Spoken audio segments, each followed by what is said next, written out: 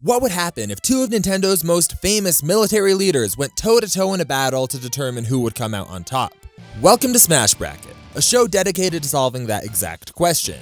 If each and every playable character from the Super Smash Bros. Series was entered into a giant fighting tournament using them at the peak of their strength, who would be victorious? The rules for this series are on screen right now, with a link in the description to break them down even further. With all that in place, let's take a look at today's match between Meta Knight and Marth to see who will advance on to the next round and who will be disqualified. Let's get into it. Meta Knight! Power comes in all shapes and sizes, and nowhere is that more obvious than the Kirby franchise. Kirby is one of Nintendo's longest running and most popular franchises, and it's the brainchild of Super Smash Bros. Director Masahiro Sakurai, who created the series in 1992. Not that he would ever show a bias towards his characters in Smash though. The franchise has sold over 42 million copies in its lifetime, and within Super Smash Bros., Kirby has been a long-time fan-favorite character. Standing next to Kirby, serving as a rival and sometimes an enemy, is the enigmatic warrior Meta Knight. Standing at a whopping 8 inches tall, Meta Knight is the leader of an army of soldiers, which he humbly named the Meta Knights. Yeah, Meta Knight may be an honorable fighter, but he's not afraid to do some serious self-promotion with the naming of his army or building his face directly onto the front of his battleship. Ego aside though, all of Meta Knight's soldiers are incredibly gifted and loyal to him. They put their full trust in him, and it's not without merit. He's a true knight through and through. He fights honorably and abides by a code of chivalry. He even almost always offers Kirby a sword when they fight to ensure that they have a clean, fair duel. He's also immensely skilled and takes great pride in his strength and abilities. Due to the more grounded rule set of Smash Bracket, we can only attribute feats to Meta Knight that are part of his main canon, which means that minigames or the anime where a lot of Meta Knight's lore and commonly cited feats come from, Kirby right back at ya, will not be considered here. So let's start off with his abilities. Like we mentioned, he is an incredibly skilled warrior. So much so that he made a wish to challenge the greatest fighter in the galaxy, Galactonite, and he beat him in a straight fight. I should note that this doesn't happen in the main timeline, but rather it happens in a side game. And while Kirby canon is confusing enough to make Kingdom Hearts fans jealous, what Meta Knight displays here is consistent with how he's described throughout his entire series. And I'm confident that this showcases that Meta Knight is clearly intended by his creators to be one of the best fighters in the universe. Meta Knight augments this immense skill with an array of special powers as well. He can spin in a tornado, launching himself through the air and causing massive damage. He can also shoot out projectiles from his trusty sword, Galaxia, which has to be the coolest freaking name I have ever heard for a sword ever. And there's a wide variety of projectiles that he can use as well. He can shoot energy projections of Galaxia, shoot thin lasers, launch energy blades, shoot balls of energy, or even launch fireballs. And this energy manipulation also allows him to imbue his blade with electricity and a drill-like energy that allows him to tunnel through enemies. Meta Knight's also no slouch when it comes to his physical strength. Since we're only interested in what Meta Knight himself can do and what he's portrayed on screen, we're not going to be comparing him or scaling him to other people in his series or people that he's adventured with. But he doesn't need this scaling to be impressive. He was able to shatter these metal dice that measure out to around 3 feet per side. We can see that they're broken into large, distinct pieces. So if we assume that it was broken entirely due to Meta Knight's power, this comes out to the equivalent of around 4 pounds of TNT behind a single swing. But it gets more crazy than that. He's also knocked back a giant billiards ball and shattered it against a wall. Using the same measurements and density of polyester, the primary component of these balls, this comes out to around 9 pounds of TNT with a single swing of his sword. Not too bad for someone who's barely taller than a soda can. Meta Knight is also immeasurably fast. There are many instances of him flying into the distance or even traveling between planets. To put this in perspective, it takes even the fastest human-built rockets around 6 to 8 months to travel between even relatively close planets like Earth and Mars. The max speed of these rockets can reach upward of 160,000 miles per hour, and it still takes months. So while an exact speed is hard to pin down here for Meta Knight due to an unclear perspective, he clearly makes these feats in a matter of minutes rather than months, and he's almost certainly reaching and very likely exceeding the speed of light in these scenes. Faster than light is a phrase that gets thrown out a lot in versus matches, but when it actually applies, it is insane. Let me put this into perspective for you real fast. In the time that it takes Kirby to do this, Meta Knight could have traveled across the entire equator of Earth. a dozen times, and that's the absolute lowball that we're giving him here. he's very likely much faster than this. People often cite Meta Knight being able to keep up with Kirby's Warp Star, which is capable of teleportation, but we should note that he's never actually outpaced the star while it's warping. And its non-teleportation speeds aren't anywhere near as impressive as what Meta Knight displays in his space travel. With combat speed, the logic follows that he should also be fast, but because combat and travel speed aren't a one-to-one comparison, it's hard to say exactly how fast he is. He's never shown his limits, but we do know that he's been able to match just about anyone that he's fought before. So although we can't get an exact number here, it is clear that he's capable of some extreme speed in both areas. Despite his incredible speed though, Meta Knight's own durability that he's displayed is a little less impressive. His most powerful durability feats are getting launched out of cannons and smashing through solid metal blocks along the way, which roughly amounts to 1 pound of TNT. He's likely much more durable than this, but without any firm examples or viable feats, we can't put him higher than this for now, unless he were to portray this somewhere that's objective and we can measure it. Regardless though, Meta Knight is truly one of the galaxy's best warriors and is a formidable foe for anyone brave enough or stupid enough to face him. Now let's take a look at his opponent, Marth. Marth! The Fire Emblem franchise has been around even longer than the Kirby franchise, and originally it was pretty niche to Japan exclusively. That is, until the appearance of 2 Fire Emblem characters in Super Smash Bros. Melee that sparked global interest in the franchise. One of these characters was Marth, the protagonist of the very first Fire Emblem game. He's also made appearances in a sequel, remakes, anime, the lore of some other games, and a beautiful musical masterpiece. Marth is the prince of his homeland Altea. After the betrayal and murder of his father and the conquering of his homeland, Marth gathered together an army and fought fearlessly for the liberation of his people, gaining the title the Hero King.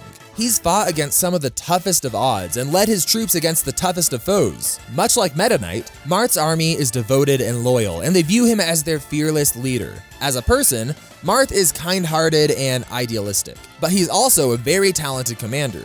As a capable ruler, he has an immense sense of duty toward his people, and he's not afraid to take up his sword in the name of his country. When it comes to his actual feats though, Marth presents quite the challenge.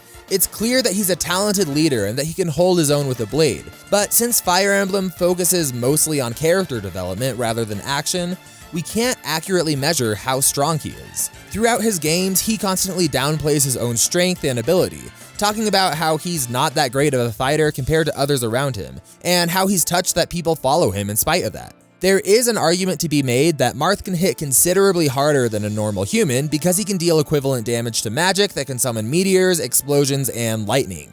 But it isn't so straightforward. There's a saying that there's more than one way to skin a cat, and that holds true for combat as well. You could beat someone in a sword fight by outplaying them and getting a lethal strike at their heart, or you could beat someone in a sword fight by crushing them with a meteor. Either way, they're going to be just as dead.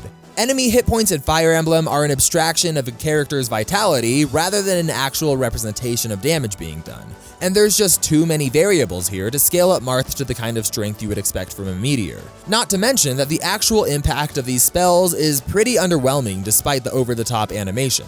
When it comes to Marth's durability, we know that he can hold his own in combat against some pretty strong opponents and withstand powerful attacks. But once again, there's not too much that we can measure here. There's too many variables in combat to attribute all of this to durability. That being said, despite the difficulty in measuring this, you don't get to be the Hero King without some tricks up your sleeve. Marth comes equipped with the Shield of Seals, a legendary artifact that's powered by a variety of magical gems. Each of these gems have a powerful and unique effect. The Life Sphere gem heals the wielder to max HP every single turn, and the Dark Sphere gem makes them completely immune to any damage. The exact limits of this durability are unknown, but it's an impressive defense boost that at the very least can stand up to an entire army of skilled warriors and magicians. When it comes to his speed, Marth is fast enough to dodge material and magical attacks in his games. While at first glance this would seem to imply that he has enough reaction speed to dodge arrows or even lightning, it's important to remember a few things here. First off, the combat that we see in Fire Emblem is an abstraction of a fight between 2 armies, rather than a literal one-on-one duel like we see on screen.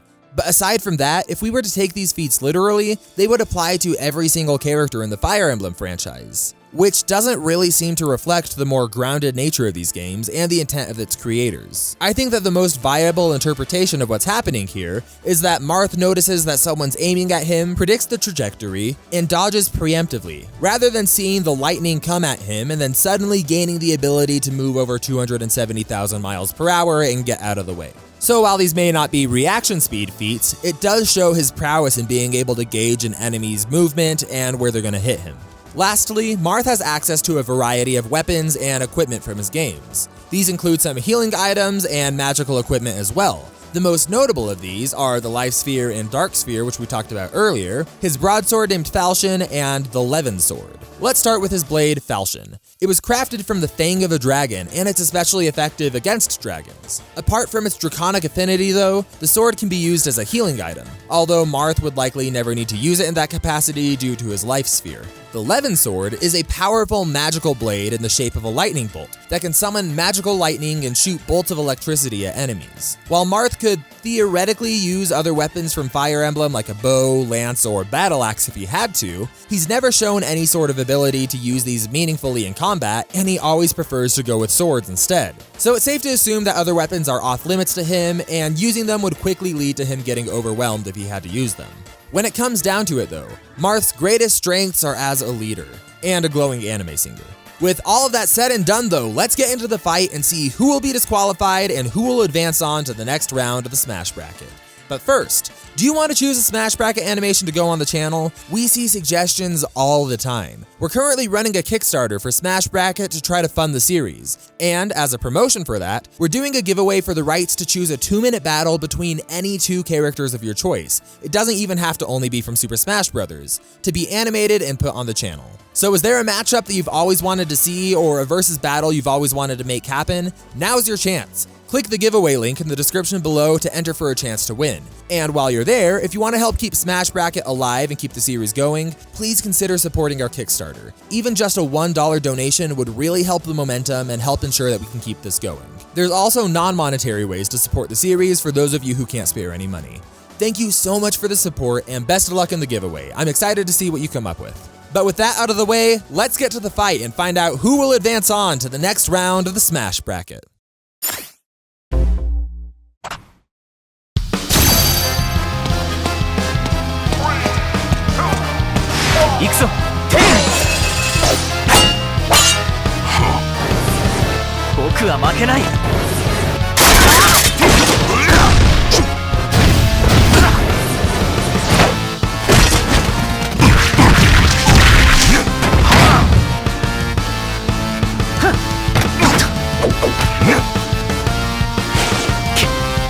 Fight me.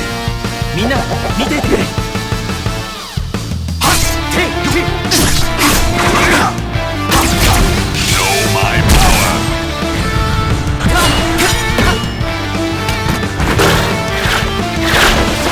You've much yet to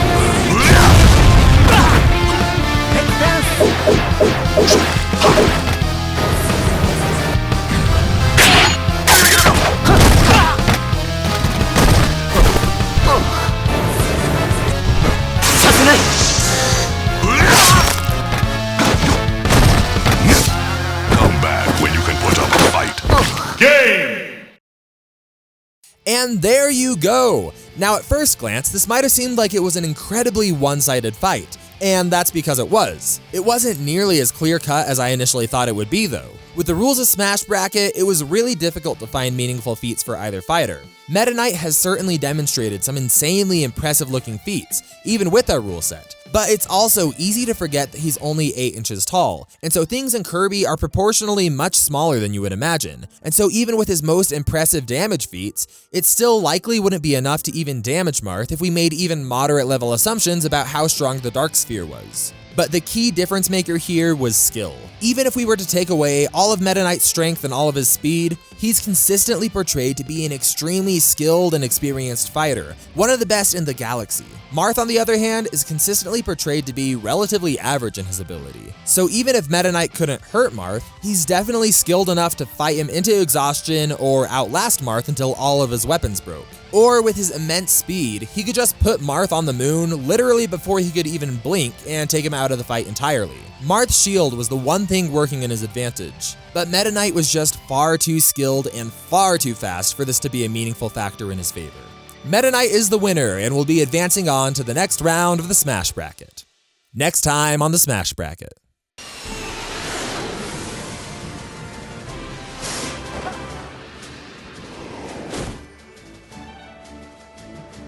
Falco versus